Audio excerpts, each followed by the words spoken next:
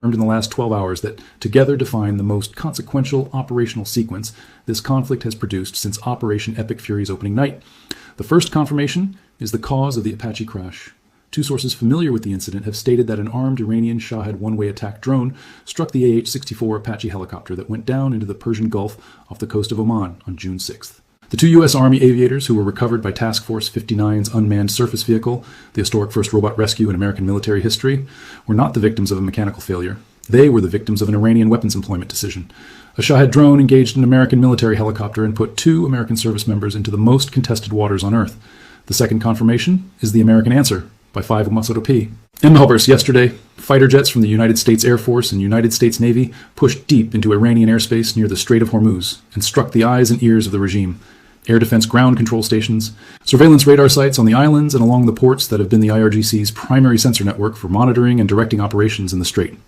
The nerve centers that told the IRGC's Mosquito fleet where commercial shipping was moving, which vessels were approaching the toll corridor, and how to vector-fast attack boat swarms toward targets the shore-based radar picture had identified.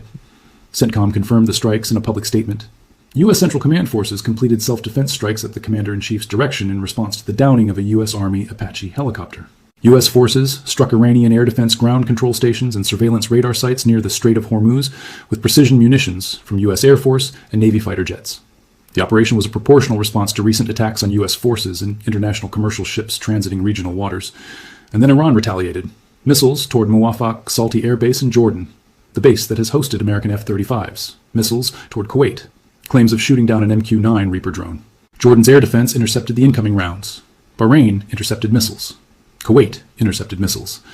Geolocated video from the vicinity of U.S. facilities in Bahrain showed a flash that intelligence assessment described as nowhere near the facility's critical infrastructure. Iran's predetermined target list achieved 0 confirmed impacts on any American or partner state military asset. 0 for whatever the number was. And Iran's foreign minister, Araghchi, spent the night on the phone with Turkey and Saudi Arabia insisting on Iran's inherent right to self-defense, including reciprocal action. While the actual neighbors who received Iran's reciprocal action, Bahrain, Kuwait, and Jordan, publicly condemned the attacks. But let's back all the way up. Because to understand why the Shahed confirmation, the radar strike sequence, the specific target set the American strikes addressed, and the specific target set they deliberately left untouched, what the ceasefire's reconstitution window gave Iran, and what the strikes took back in a single night, why Iran's retaliatory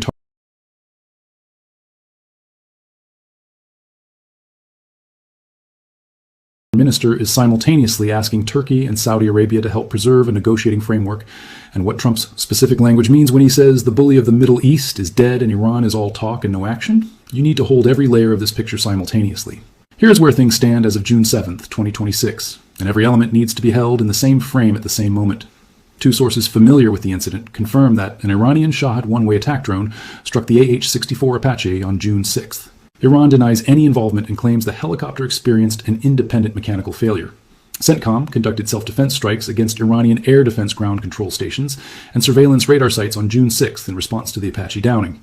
Approximately 4 target complexes were struck, including sites at Bandar Abbas, the Qeshm Island airfield complex, an IRGC naval base in Hormozgan province, and radar and UAV infrastructure on Qeshm Island.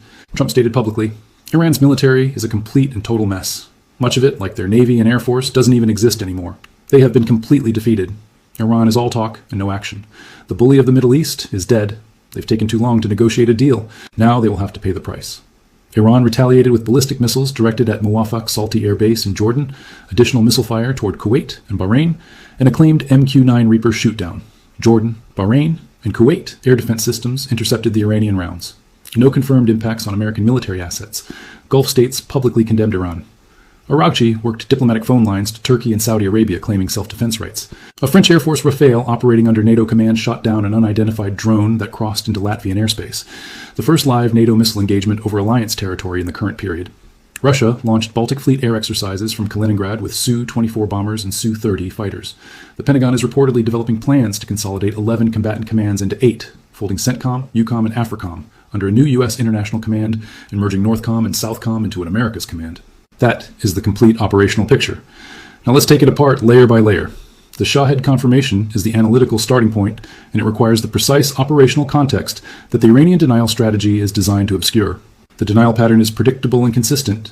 Every Iranian weapons employment action that produces an outcome Iran did not publicly authorize is followed by denials that the weapons were involved, suggestions that the outcome was self-caused, and state media narratives that attribute any American military capability or luck to the target rather than to Iranian failure. The Shahed that struck the Apache fits this pattern exactly. Iranian officials suggesting the helicopters simply fell out of the sky are not making a credible technical argument. They are executing the standard propaganda response to confirmed weapons employment that the regime has not chosen to publicly claim. The operational mechanics of how a Shahed might have produced the Apache engagement are the specific technical questions that the investigation will answer with precision. The Shahed 136 one-way attack drone operates at low altitude on a flight profile designed to exploit the radar clutter environment near the water surface. An Apache, flying its patrol profile over the strait at low altitude, is operating in the same altitude band as the Shahed's approach vector. The intersection of those two flight profiles in the darkness creates the specific engagement geometry where the Apache's downward-looking fire control radar was building the surface picture, while a Shahed, approaching from a different vector, could close to detonation range before the Apache crew had time to identify, track, and respond. Alternatively, the Apache may have been engaging a Shahed, and the debris from the intercept, fragmentation, propulsion components, warhead remnants, was ingested by the rotor system or impacted the tail assembly at a range close enough to be lethal to the aircraft, even with a technically successful intercept. Either mechanism fits the crash location, the timing, and the confirmed presence of Iranian Shaheds in the operational area. Iran's denial does not change the analytical conclusion. The two sources familiar with the incident have made their assessment available. CENTCOM's strike response, characterized as response to the downing of a U.S. Army Apache helicopter, confirms the American institutional assessment of what happened. The investigation will produce the technical detail. The operational reality is documented in the strike that followed. Now let's get into the target set that the American strikes addressed, because the specific combination of what was struck and what was deliberately left untouched carries more strategic communication weight than the strikes themselves. The Bandar Abbas area complex is Iran's primary southern port and the location of significant IRGC naval and commercial infrastructure. The satellite imagery of the site shows the visual profile that experienced targeting specialists identify as a high-priority integrated air defense node.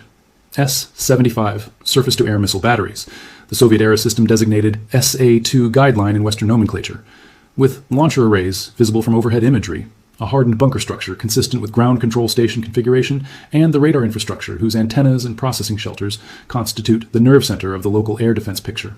This is not a target whose purpose is ambiguous. The orientation of the sensors, the layout of the launcher arrays, and the proximity to the strait's primary traffic separation scheme define it as exactly what CENTCOM described.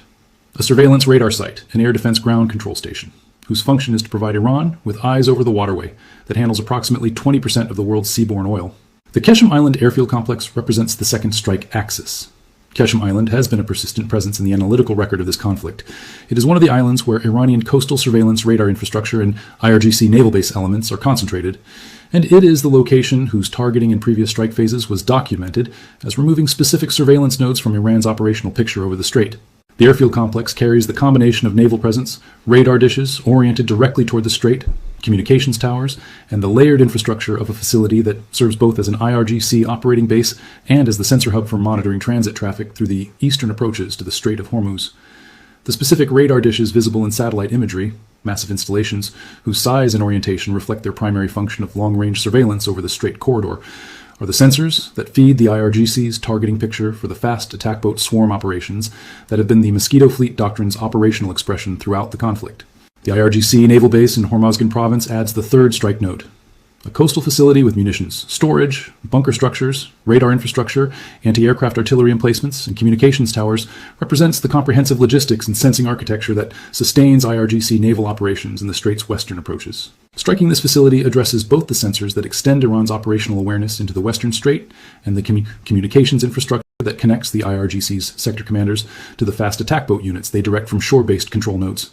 Without the communications nodes, the command authority that tells drone swarms and fast attack boats which vessels to target and which corridors to patrol is degraded to whatever residual capability survives in dispersed mobile communications elements. Qeshm Island's radar and UAV infrastructure is the fourth strike node, a site whose double-tap nature, addressing sites that may have been previously struck but partially reconstituted during the ceasefire window, reflects the specific problem that the ceasefire period created for the air campaign's objectives. Sites that were degraded but not destroyed during the conflict's earlier phases had the ceasefire window to rebuild, repair, and restore functionality. The double-tap strikes are the operational response to that reconstitution, addressing not just the new targets that the ceasefire period's radar network expansion produced, but the previously struck targets that the ceasefire period's repair activity restored to partial operational status. Read what those 4 strike nodes together accomplish as an operational outcome: 4 separately located components of Iran's integrated air defense and maritime surveillance architecture, the sensor network that gives the IRGC the operational picture it needs to direct fast attack boat swarms, coordinate drone employment, and monitor commercial shipping for harassment and toll collection targeting, have been addressed in a single coordinated night operation. The eyes and ears that the 40-year Mosquito Fleet doctrine required to operate effectively in the Strait's constrained geography are, at the 4 strike nodes, dark.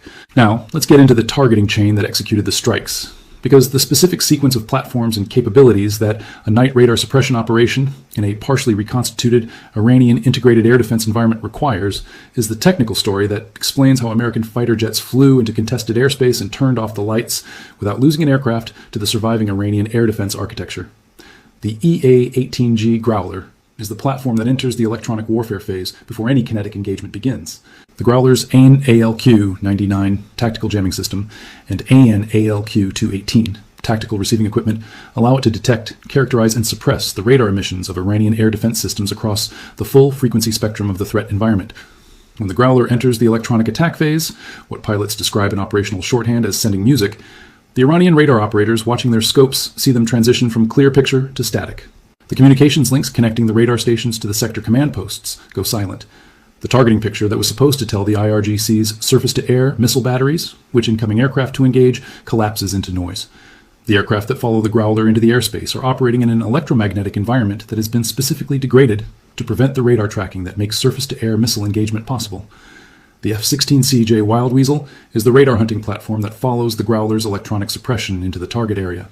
The F-16CJ's primary mission is the suppression and destruction of enemy air defense, specifically the type of radar-emitting surface-to-air missile systems that constitute Iran's surviving integrated air defense architecture. The F-16CJ carries the AGM-88 HARM, the high-speed anti-radiation missile, which homes directly on radar transmissions, following the radar energy to its source regardless of any defensive measure the radiating system attempts.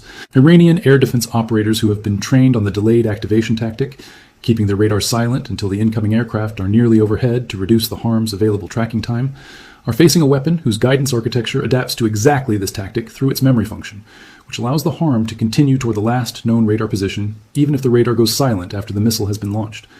The delayed activation tactic that was likely a factor in how the IRGC achieved the F-15E hit earlier in the conflict is precisely the tactic that CAD crews train against, and that the F-16CJ's weapon system is specifically designed to defeat.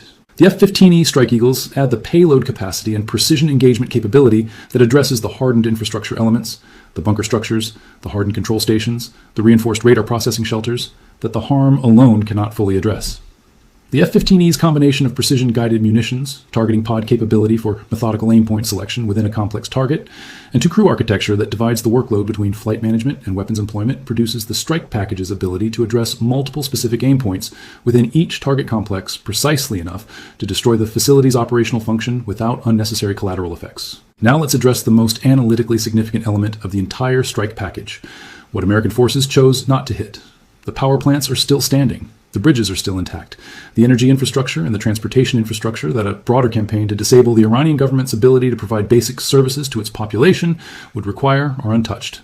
American forces have demonstrated throughout this conflict, most explicitly in the Karg Island campaign where oil export terminals were preserved while military infrastructure was eliminated, that the targeting decisions are deliberate and that the restraint is the message. The power plants still standing after the radar elimination strikes are Trump's countdown clock placed directly on the negotiating table. Sending American fighter jets to eliminate Iran's radar network while leaving Iran's power infrastructure intact is the operational communication of a specific position. We know where everything is, we are choosing not to hit it yet, and the choice to not hit it yet is the one remaining thing separating this conflict from the phase where that choice changes.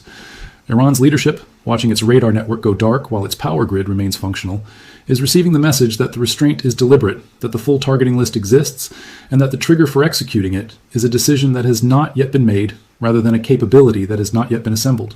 Now, let's get into Iran's retaliatory targeting of Muwafaq Salti Air Base in Jordan, because the choice of this specific target tells you more about the Iranian leadership's strategic calculation, and its miscalculation, than any other element of the retaliation package. Muwafaq Salti Air Base in Jordan is the facility that has hosted American F-35 operations in the region. Jordan is a Jordanian sovereign territory. Jordan is an American partner state.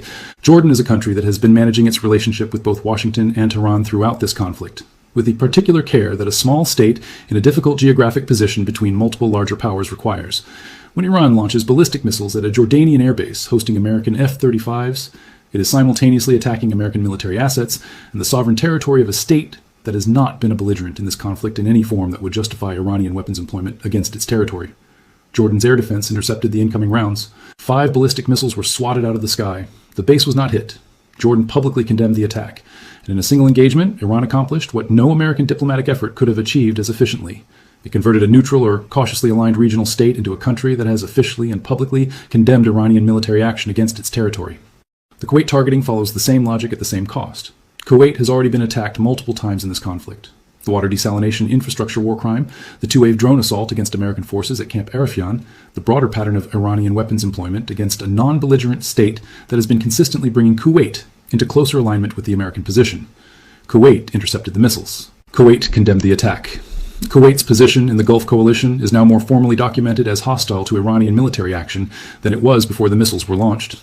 Araghchi's overnight phone calls to Turkey and Saudi Arabia claiming Iran's inherent right to self-defense and reciprocal action are the diplomatic layer of the retaliation, whose operational layer just earned public condemnations from Bahrain, Kuwait, and Jordan simultaneously. The inherent right to self-defense argument requires an adversary that has struck you first. American strikes on Iranian radar sites in response to the Iranian Shahed that hit an American Apache are the American exercise of exactly that right. The Iranian claim that its own retaliation constitutes a separate inherent right to self-defense, independent of the causal chain that produced the American strikes, is the argument of a government whose foreign minister is describing circles as straight lines and hoping that Turkey and Saudi Arabia don't notice. Read what the Gulf condemnation pattern means for the diplomatic architecture that Iran's negotiating position depends on. A ceasefire counterproposal that demanded war reparations and straight sovereignty was thrown back as garbage. An Iranian Shahed struck an American Apache. American jets eliminated Iran's radar network. Iran retaliated against Jordan, Kuwait, and Bahrain. Jordan, Kuwait, and Bahrain publicly condemned Iran. Araghchi is on the phone trying to find diplomatic support for a position that the very states he is calling just criticized. Trump's statement is the punctuation mark on this sequence. Iran's military is a complete and total mess. Much of it, like their navy and air force, doesn't even exist anymore. They have been completely defeated. Iran is all talk and no action. The bully of the Middle East is dead. They've taken too long to negotiate a deal. Now they will have to pay the price. This is not the language of an administration managing a sensitive diplomatic moment with careful phrasing. It is the language of a commander-in-chief who has made a specific assessment about where the conflict is and has decided to communicate it in the most direct terms available. The bully of the Middle East is dead is the specific phrase that carries the most strategic weight.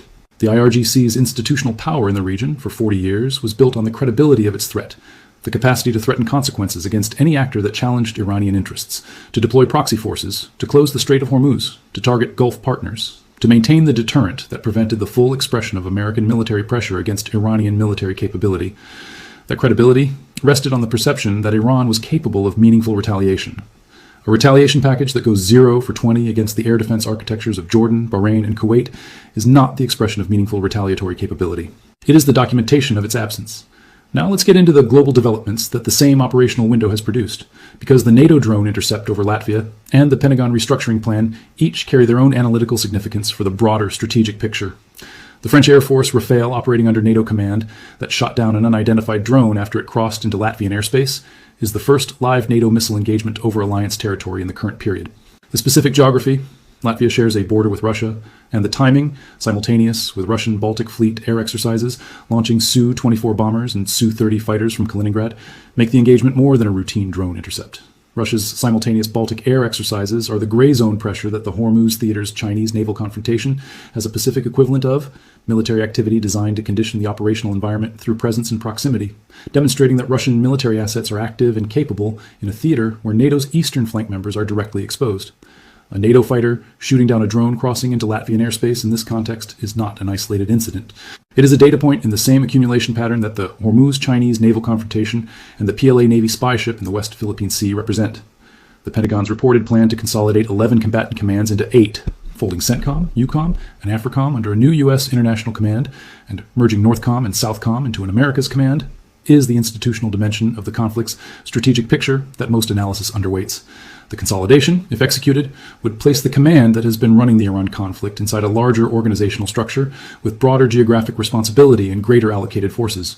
The Iranian theater that has been the operational focus of CENTCOM's 100-day campaign would become one theater within a larger combined command structure that manages multiple simultaneous pressures across a broader geographic envelope. Whether that restructuring improves or complicates the specific operational management of the Hormuz conflict is the analytical question, whose answer depends on implementation details that the pre-decisional reporting cannot yet resolve. But a command restructuring executed in the middle of an active conflict adds organizational transition costs to an operational tempo that has been sustaining continuous high-intensity operations for 100 days. Now let's bring all the tracks together, because the Shahed confirmation, the radar elimination strikes, Iran's at 0 for 20 retaliation, Trump's countdown clock language, and the broader regional developments converge on the specific analytical point that defines what this conflict's next phase looks like. The Shahed confirmation track has established that Iranian weapons employment against American military assets is confirmed at a new threshold. A Shahed drone struck an AH-64 Apache attack helicopter, putting 2 American Army aviators into the Persian Gulf. The strike response track confirmed that the American answer to Iranian weapons employment against American military personnel is the systematic elimination of the sensor infrastructure that enabled the weapons employment. The radar sites that gave the IRGC's Mosquito fleet and drone swarm its targeting picture are, at 4 documented locations, dark. The reconstitution problem track has confirmed that the ceasefire window gave Iran the opportunity to partially restore radar coverage that the earlier phases of the campaign had degraded. The double-tap strikes against previously addressed sites are the operational acknowledgement that ceasefire periods without verification and enforcement allow the adversary to rebuild the capability that operational pressure had destroyed. Every future ceasefire framework will need to address verification and enforcement mechanisms for Iran's radar and sensor network as a condition for not requiring these strikes to be repeated at each cycle. The diplomatic track has produced its most complete available documentation of Iranian diplomatic isolation. Bahrain, Kuwait, and Jordan have publicly condemned Iranian military action against their territory in the same 12-hour window. Arakchi is calling Turkey and Saudi Arabia for support he did not get. Trump is describing Iran's military as a complete and total mess and naming the specific consequence that results from having taken too long. Qatar is reportedly helping with negotiations. The targeting list that Trump is implicitly referencing, the power plants and bridges still standing, is the operational inventory of what has not yet been decided. Here is the honest assessment